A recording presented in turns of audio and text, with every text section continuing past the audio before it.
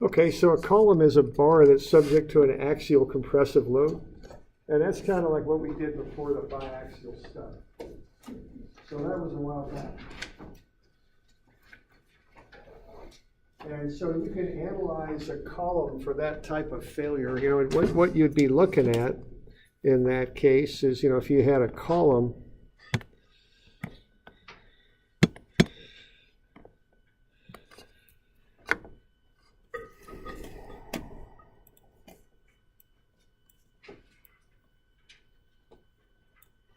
let's say we got a column and we're going to load it up.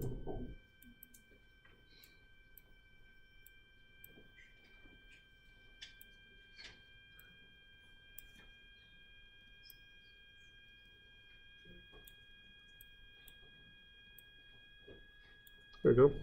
All right, so if we're going to do that, you could look at the couple failure planes. If the column were, you know, a homogeneous kind of material where it doesn't act differently in different directions, you could look at the normal stress, the compressive stress it would be on that cross-sectional plane right there. Okay, so you'd be looking at sigma for that, C for compression. The other thing you'd look at would be the shear at 45 degrees. If you remember, that's a plane of potential failure in a column. All right.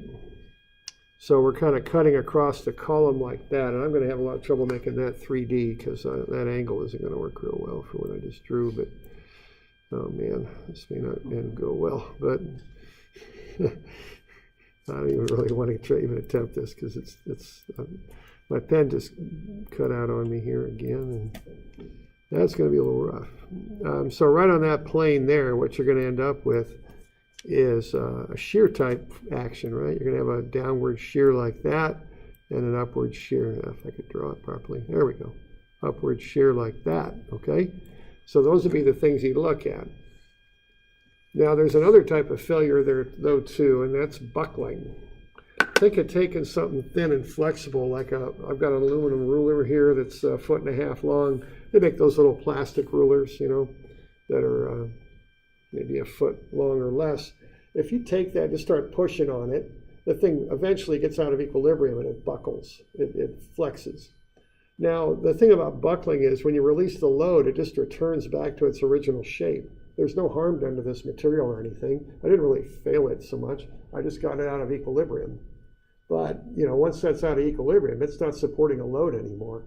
So once you get past a critical amount of curvature on these things, they're not going to do you any good, okay?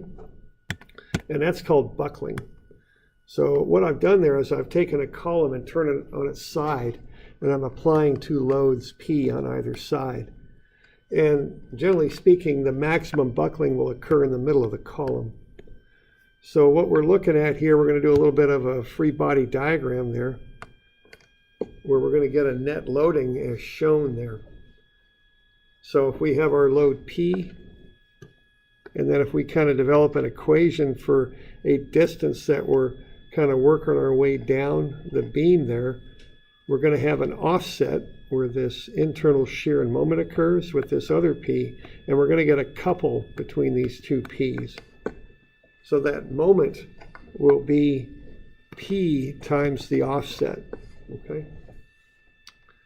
Now the moment is EI times the second derivative of y with respect to x. I think I forgot a little 2 there, I'm pretty sure. That'll equal that moment there. And you can develop a little differential equation right there and do Euler's solution, which I'm sure you all know better than I do. It should be intuitively obvious. The critical load is pi squared EI over L squared. Any questions? Yeah, I didn't think so. That's good.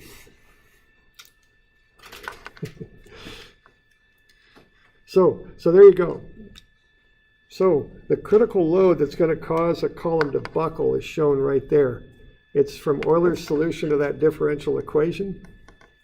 Pi squared EI over L prime squared is what we're going to use. That's a general formula that we can use to analyze columns, okay?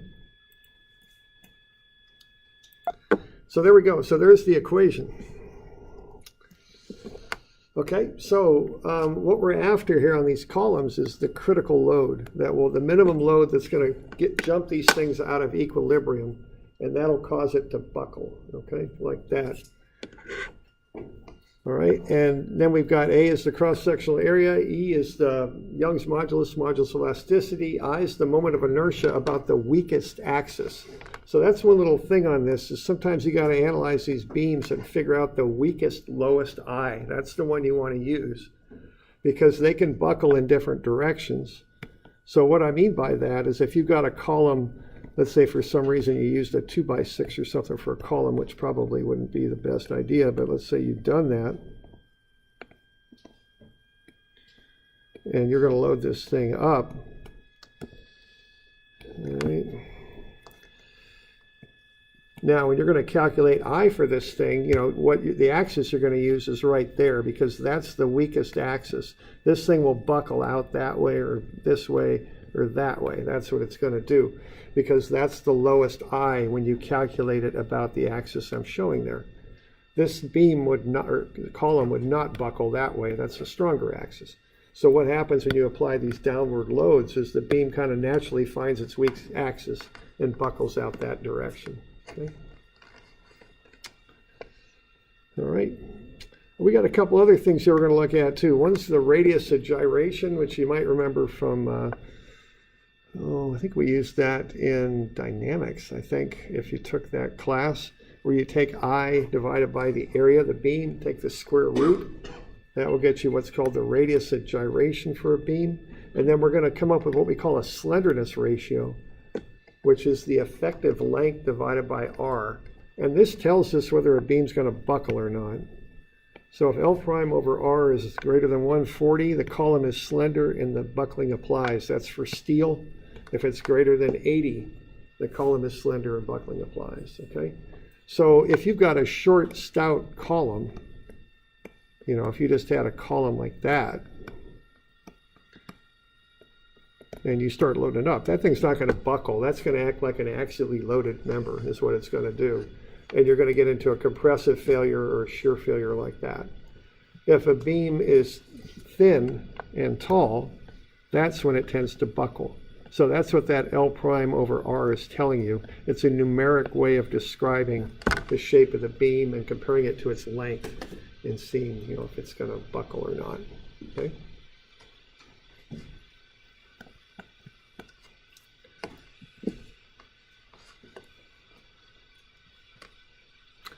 All right, so if we look at an example of this, I think I've got this.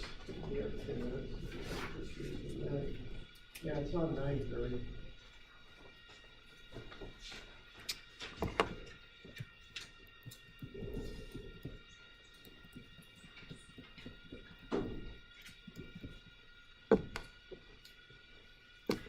All right, now on the back of your formula sheet, you've got different cases for columns.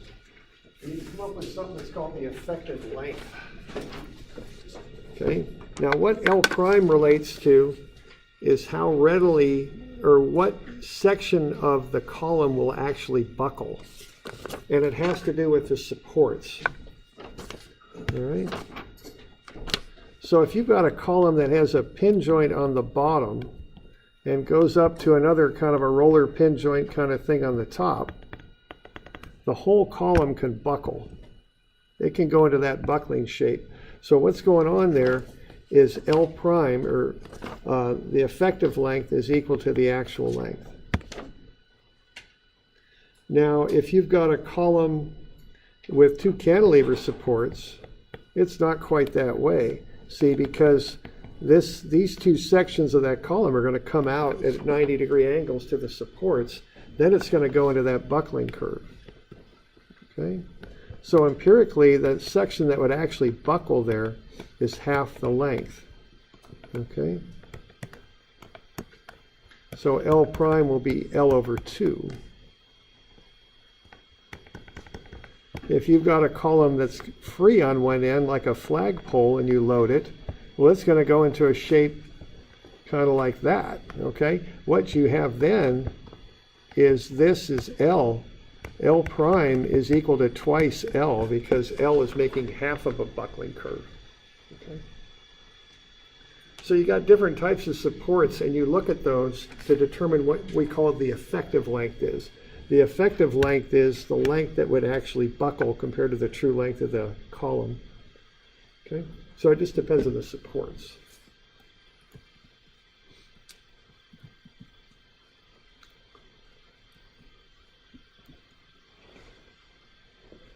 So this is just like a flagpole. It's got a cantilever support on the bottom and a free end. It's 3 meters long. So the effective length would actually be twice the actual length. It's 6 meters. Okay. All right, then we've got this column that's in a T-type shape. So what we would want to do with that is to find the area of the column. 0.05 times 0.15 plus 0.05 times 0.15, because we've joined two boards together, it looks like, to make this thing. So that would be an area of 0.015. X bar will be right in the middle, right there, because it's symmetrical. So that'll be half of the base, so that's 0.075 meters.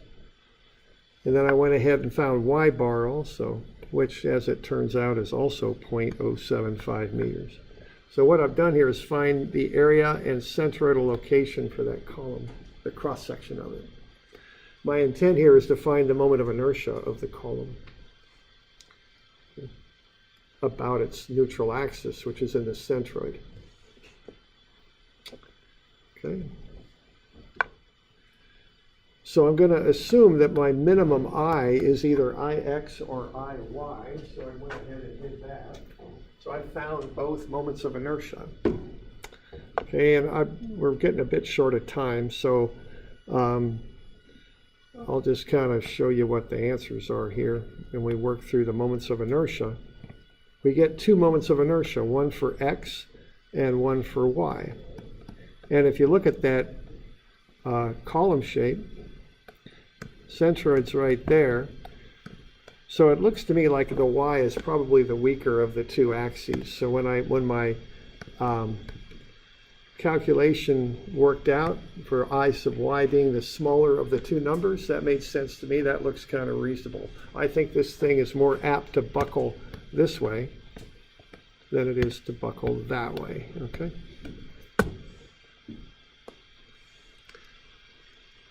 Okay, so now I've got I. I've got the lowest I. I'm confident that I've got that. So if I take that and divide it by the area and take the square root, I get R min, the minimum radius of gyration for that column, and that allows me to see if it's apt to buckle. Okay.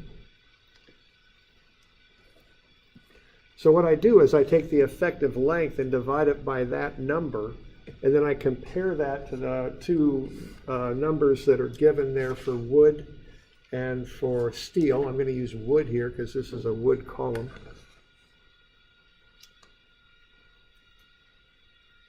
Okay. And I take the 6 meters divided by that lowest possible R, and I get 186. That's greater than 80, which is the threshold for a wood column, so buckling applies. Okay. So we do all that setup work, and then we just pop it into this little formula here, and we can find what that critical load is. So for this particular column, when we put in pi squared times E times I and divide it by the effective length, we get 55,690 newtons. So that's the load that if it's applied to this column, we're assuming would cause it to buckle. Okay.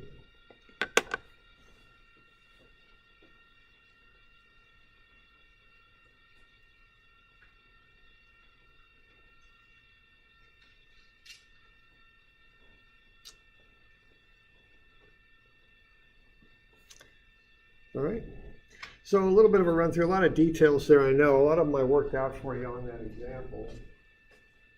But the basic idea on that is you find what we call the effective length, which is the length of the column that would go into that buckling curve. That's L prime. Then you find the area and the X bar for the column and Y bar, figure out where the centroid is, then calculate the moment of inertia about the centroid and find the lowest possible moment of inertia.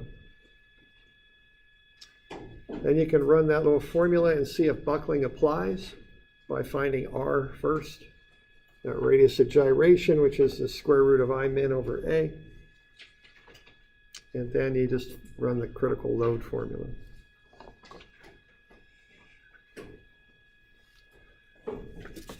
So the thing on this is this idea. If you got a long, thin column, you got to check this, okay?